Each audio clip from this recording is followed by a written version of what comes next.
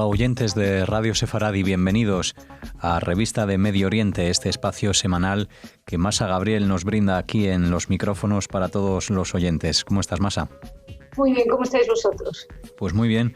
En este espacio, como decía, pendientes de lo que nos quieras contar sobre medios de comunicación y sobre asuntos relacionados con el judaísmo y con Israel.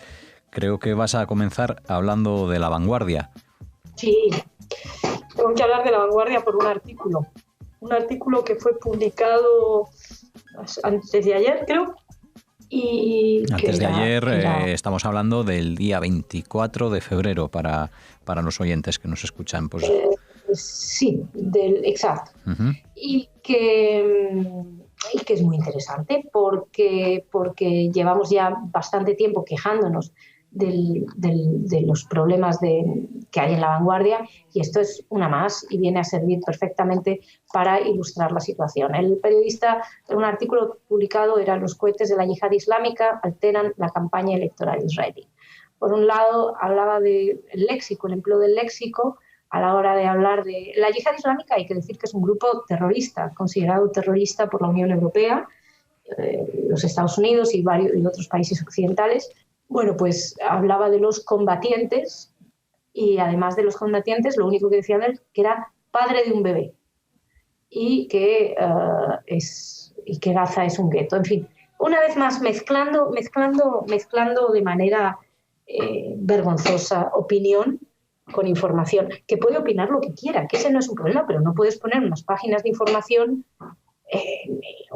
esta especie de eufemismos combatientes y de maneras y cosas para cambiar, para blanquear un poquito. Padre de un bebé. Lo relevante no es que fuera padre de un bebé, sino que estaba poniendo unos explosivos.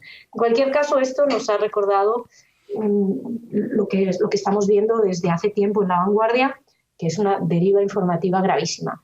La Vanguardia sí fue un medio importante en un momento dado, fue un medio de referencia, por lo pronto, en cuanto a información internacional, y por lo que me decía la gente, bueno, y por lo que yo misma pude ver, con respecto a Israel, bueno, pues tenía cosas mejores y peores, pero en general una profesionalidad y una línea muy, muy, muy profesional. Es decir, no, y menos en la información, y esto que nos están ofreciendo ahora es de un panfleto prácticamente. El corresponsal está en Turquía y es evidente que no tiene conocimientos. Por ejemplo, en el artículo que te mencionaba de los cohetes de la yihad, en un momento dado dice que Benjamín Netanyahu ha sido acusado de utilizar acciones militares con fines partidistas. Pero si cualquiera que esté en Israel, de derechas, de izquierdas, de centro, de arriba, de abajo, de donde sea, te va a decir que Netanyahu, una de las cosas que se le ha reprochado es la inactividad a la hora de frenar los constantes ataques desde Gaza. Netanyahu no se mete en una guerra, y eso es lo que le reprocha a la gente. Aquí La Vanguardia lo convierte en algo completamente contrario. Bueno, este mismo corresponsal, hay que decir que ya en un artículo anterior había dicho que ponía Tel Aviv como la capital. Lo curioso de todo esto es que nosotros hemos contactado con los responsables de La Vanguardia. Lo hemos hecho por email a los responsables, por redes sociales. Quienes nos siguen lo saben. No hemos tenido ni una respuesta. Da exactamente igual. Uh-huh. No les importa. El artículo concretamente del que habíamos hablado era el del plan de Trump: dispara la violencia en la Palestina ocupada y Jerusalén. Bueno, aquí les hablamos del léxico. Hablan de las fuerzas de ocupación israelíes. Así se refieren al ejército de Israel, Hamas o Fatah. Está muy bien que se refieran así, pero un periodista no puede referirse así al ejército israelí. Luego, el título mismo, la Palestina ocupada, es también una toma de partido. Y hablaba, y el desprecio con el que habla. Por ejemplo, decía hablaba de los israelíes y los que apoyan el supuesto plan de paz. Bueno, si se va a meter con eso, que diga por lo menos el plan es de supuesta paz, pero el plan es plan. Habla de la apedreada soldadesca israelí, que no atinaban a dar una explicación, que sí la había. Todo esto juntado con las omisiones.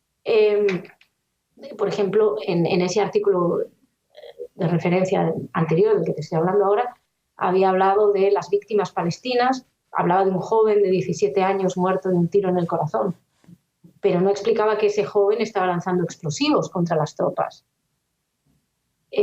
También era muy llamativo cuando hablaba de los atentados palestinos, incluido el asesinato de un rabino, los mencionaba asesinatos políticos.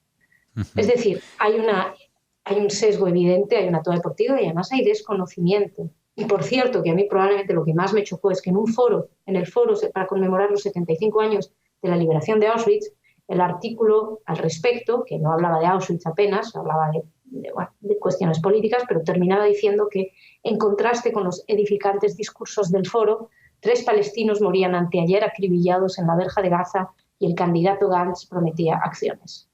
Más allá de que no decía que esos palestinos acribillados se habían infiltrado en Israel y lanzado explosivos contra los soldados. Más allá de que Gantz habló de anexión en coordinación con la comunidad internacional.